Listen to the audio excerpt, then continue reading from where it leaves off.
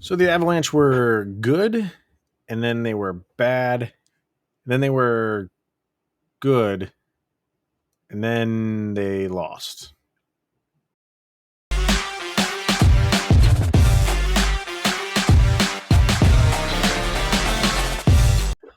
What's going on, Avalanche fans? Welcome to the Locked On Avalanche podcast, part of the Locked On Podcast Network. Your team every day. I'm your host, Chris Maselli, with another episode of the podcast dedicated to your Colorado Avalanche.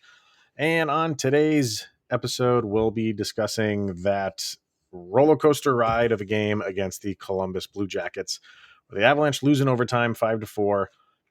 And it was a back and forth between, we got 2 points pretty much in the bag, to I can't believe we lost 2 points, to, well, at least we got one. It was just all over the map, and it shouldn't have went that way, because for most of this game, I say most of this game, for 2 periods, the Avs were in control. They controlled the pace of this game, and then everything just went south. So we'll kind of discuss it. And where do we go from here? So first things first, thank you for making this your first listen of the day, as always. And check out the show on social media outlets, LOPN_Avalanche on Twitter, Locked On Avalanche on Instagram. Questions, comments, concerns, opinions, go to lockedonavalanche@gmail.com, and subscribe to the show's YouTube channel to get notified when new shows go live. So, the Avs, of course, down players. But that's no surprise. So you go into this game fully aware of that aspect. It's not like any of these guys like Mikko Rantanen, who got hurt the morning of, and you don't have a lot of time to process that. You're down players, significant players. Cale Makar, Mikko Rantanen, Andre Burakovsky, down the Chuskin. The list goes on and on. Taves, who hasn't played yet this year, but you're down a big chunk of your production.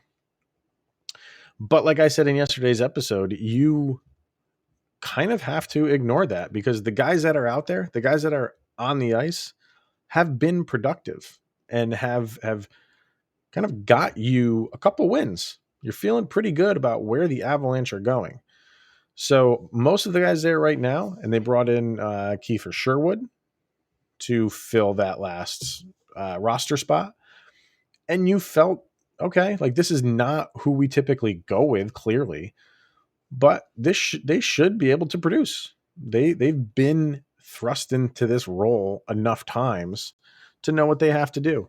And for 2 periods, they did it. They didn't have anything to show for it in the first period. But right off the bat in the second, how many seconds was it into the second period? 32 seconds in, Logan O'Connor gets his first goal of the season. And if you're not happy for that, I don't know what you're watching, because the guy who probably puts more effort into anybody else on the team finally cracked through for him to get his first goal of the season. And things kept going right along from there. Bowen Byram got his first of 2. We'll talk about the second one a little bit later, but he was by far the best player out on the ice. And you don't really have to say he needed to be, because when you have guys, like Nathan MacKinnon is still playing, you expect him to take that role. And I thought MacKinnon played okay. There were a couple times, especially towards the end, where he tried to force a pass when the Avs had an empty net. And it was a good defensive play. I don't want to say it was a bad pass, but he kind of telegraphed it a little bit, and it was a good defensive play. It led to a shot that would have ended it in an open net, but it just skirted past the net. But I thought he did that a couple times towards the end. I thought he had a couple looks that he probably should have taken and passed it off, and the passes didn't go where they were supposed to go, and Columbus kind of gathered it and went up the ice the other direction. But overall, I thought MacKinnon, he played okay, but in a situation like that, I think he's got to, really step it up like Bowen Byram did. Byram was unbelievable in this game. And if he's not, well, it's tough because the Detroit Red Wings have a couple guys up there that are vying for the Calder. And I know we're only into November, but this is going to be watched all year long. With that one, he was already up there. He's already probably top 3, 4 at the most for Calder recognition. With that performance, he thrust himself into the limelight. He looked like a veteran in that game. He does not look like a rookie who's only played a handful of games. Wow. Fantastic. So that's what you want to see. Like his co-pilot and Bowen Byram, or excuse me, and Cale Makar was not there. So he's like, now I gotta run the ship for both of us. And he did. He was spectacular. And for 2 periods, most of the Avalanche looked good.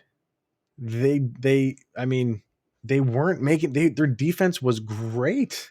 Their back checking was phenomenal. They weren't giving Columbus much of anything. And I thought Johansen looked good in those first 2 periods anyway. You see what the shots on goal were. Columbus was getting their shots. 10 in the first, 13 in the second. So, I mean, it wasn't like they were just, shooting darts at Johansson, but, they were getting their some shots in, but in the same aspect, Avalanche were not giving them much to look at. I thought that the shots that Columbus was taking were low percentage shots, but then things just turned. And it's a third period. We've heard that so many times in the past few years with the Avs, is giving up third period leads. It seems to be, well, it was a problem. This is really, that I can remember, in the handful of games that we've had so far this year, the first one like this that they've surrendered. And when you're up 2-0 and you give up that one goal, okay, and then you give up the game tying one, and then you give up 2 more. You gave up 4 unanswered. Like when you get to the third one, when you lose the lead, that's when you want your guns to step up and say like, all right, we got to get this back. And you can kind of now throw Bowen Byram into that mix as one of the guys that is gonna, that you need to lean on, especially when Cale Makar is out. Of course, you're going to lean on your Landeskog's and Nathan McKinnon and even Nazem Kadri, who overall played a good game, except one massive, massive mistake in overtime, which again we will get to. But for the Avs to come back the way that they did, you have to applaud that. 2 goals while Johansen was pulled. One was a fantastic redirect by J.T Compher, who continues to have a fantastic start to the season, leads the team in goals. Which the shot was from Byram. So Byram with the assist there. And then with, I think it was just under a minute. Let me see the time, but it was just under or just over. But I think it was just under a minute left in the game. It was 53 seconds left in the game. Byram right from the point just fired it on net for the game tying goal. And you are jumping for joy. You have come back. You were in the dumps because you've had a terrible period. You came back to tie it on 2 empty net goals. Well, your net was empty, obviously. So things like that, fine. You can forget about what happened for the last 18 minutes because now you're going into overtime at home. And the Avs didn't even sustain a possession in overtime. And that's the way it seems to go for them in overtime, is they struggled to gain possession most of the time. And there's been a handful of games where this has happened for the Avs in overtime, where they lose the opening puck drop in overtime and then can't get a possession. And the opposition has the puck for one possession, holds it for a solid minute or 2, and then gets a puck on net and they win. And the Avs didn't even get an opportunity. It's happened many times. So that's how it went. So let's talk about the good, bad, and the ugly. And the ugly is not good. But first, let's hear from betonline.ag. We are back and better than ever with a new web interface for the start of the basketball season with more prop bets, odds, and lines than ever before. And BetOnline remains your number one spot for all the basketball and football action for this season. Head to our new updated desktop or mobile website to sign up. And when you do, you will receive a 50% welcome bonus on your first deposit. Just use the promo code LOCKEDON to receive your bonus. From basketball, football, the NHL, boxing, and UFC, right to your favorite Vegas casino games. Don't wait to take advantage of all the amazing offers available for the 2021 season. BetOnline is the fastest and easiest way to bet on all of your favorite sports, and it's where the game starts at betonline.ag. So, take a deep breath there, because where do you start? We talked about the really good with Bowen Byram. Can't talk enough about how incredible he was. The good with J.T Compher keeps it rolling. You had Nazem Kadri with a 3-point game, all assists. But you talk about his mistake in overtime. Lost track of who he was supposed to be defending. I don't know if he. I don't know. I don't know if he lost track of him or if he was trying. If he got kind of caught in no man's land, like he wanted to make a play on the puck because it seemed like it was scooting away from whoever had it on Columbus, and it was maybe wanting to make a play on the puck, and then realized maybe he's a little bit too far, and then who he was supposed to be defending in Jake Bean when you're playing 3-on-3, it's really easy to find open ice. And Bean just skated backwards far away from Kadri, and there's nobody there to pick him up. So it was a very easy pass, a very easy look on net, and Johansen just did not there was no chance for him to stop that. Well, I say there was no chance for him to stop it because he didn't. Like once it started going bad, it seemed like it was a struggle for him to make the most basic stop. And even one he kicked into his own net. So when you're playing 3-on-3 overtime, you have to be very calculated with when you're going to take a risk. And I wouldn't even call it a risk because you're going to have to take a chance that is going to go in your favor. Because if it doesn't go in your favor, the absolute opposite is going to happen, which is what happened. And I do think that Kadri was thinking like maybe I should go after this, and maybe just had a lapse in judgment. And it's all it takes. It's all it takes when you're playing 3-on-3, because it's a lot easier to find an open player for a defender who's lost his man than it is for 5-on-5. So that was a bad play, which cost the Avalanche the game, clearly. But then you have to talk about Curtis McDermott again.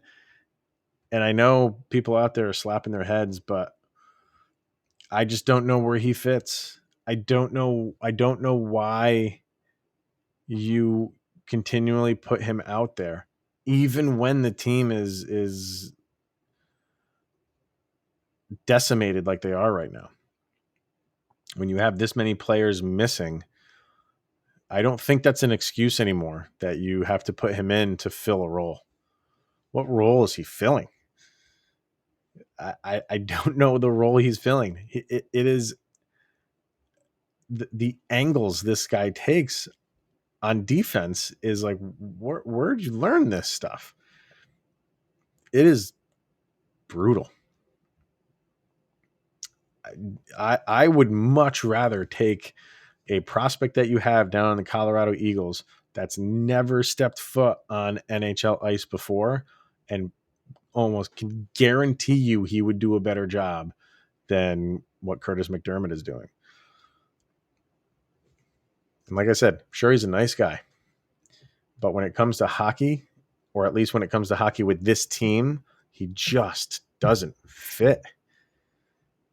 And I think even we've said like the experiment needs to be over. I think the experiment of even when the Avs, I guess when they say they have no other choice, I don't buy that anymore. You have a lot of choices.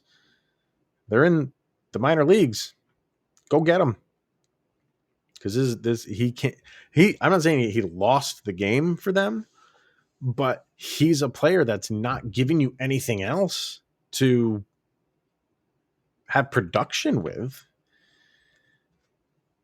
He's not I don't want, like I said, there's a lot that lost the game for the Avs tonight. He doesn't help you win it. I'll say it that way. So, and then Jonas Johansen, two good periods. And I think that is a lack of experience for him of playing full 60 minutes. And he just needs to get a lot more. And, he's got enough. He's got enough where you're comfortable putting him in there.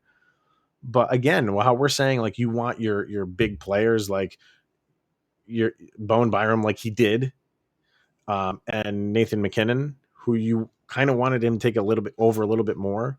When things are going south, you look to those guys to really pick everybody else up and try to tie this thing up. But you also look to the goalie to just turn it around, turn it on, stop some good shots that they have on net, like turn it around. And he couldn't do that. So I think that's where more of his inexperience overall comes in, because he just looked defeated towards the end.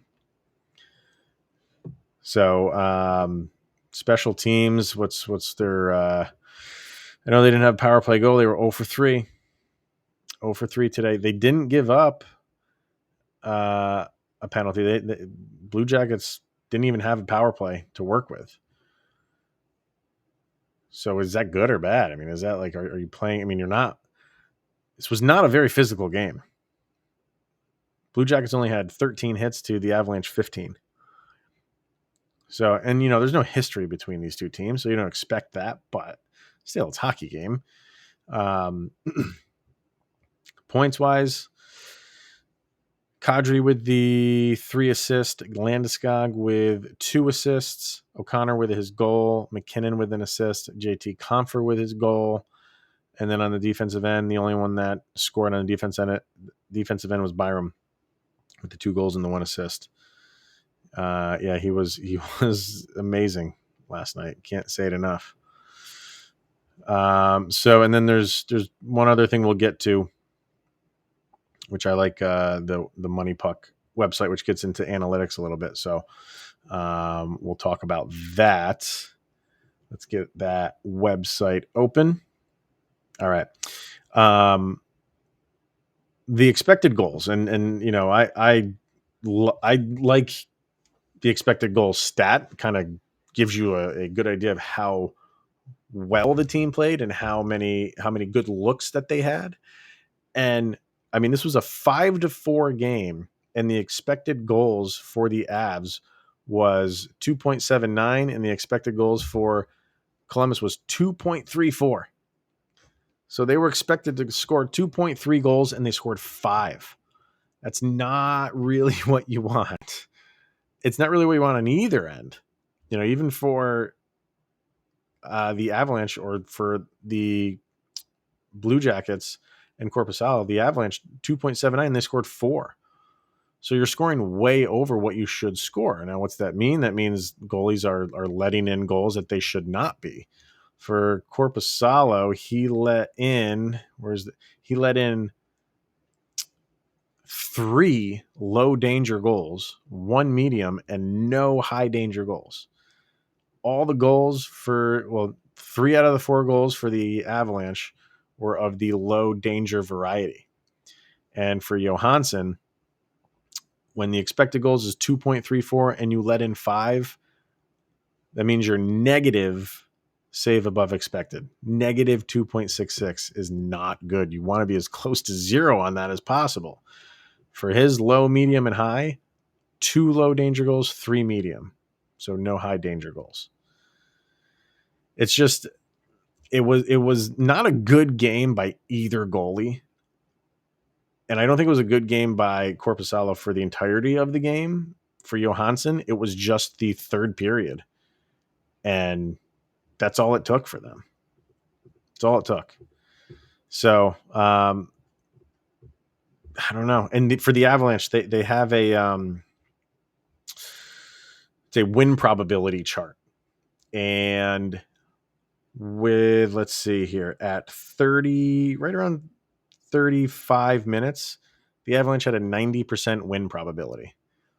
90%. And then it's just like giant steps going down after every Blue Jackets goal.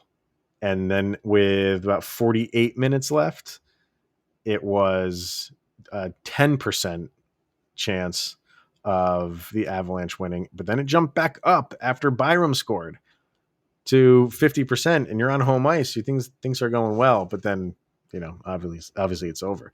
But when you're 90% win probability, more than halfway through the game, and you're on home ice, you have to win those games. You got to win those games. You have to find a way to win them. And for a minute, I think the Avs were feeling pretty good after that tie, but overtime has just not been kind to the Avalanche for a while now. So, but what do? You collect yourself. You got a point out of it.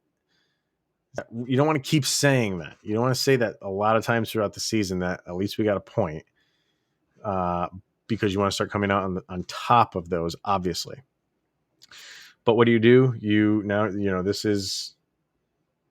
is one of two, and you take a couple days off, and you do it again. This time you're going to Ohio to do it, which Columbus is a good home team. So far this year, they're a good home team. And they're playing well. They're playing well overall for the duration of the season right now. So they have a lot of confidence going in right now. And the Avalanche, you don't know where their confidence is right now. It's all over the map. They've looked good, and then they look bad. And I'm not just talking about for this game. I'm talking about for the season so far.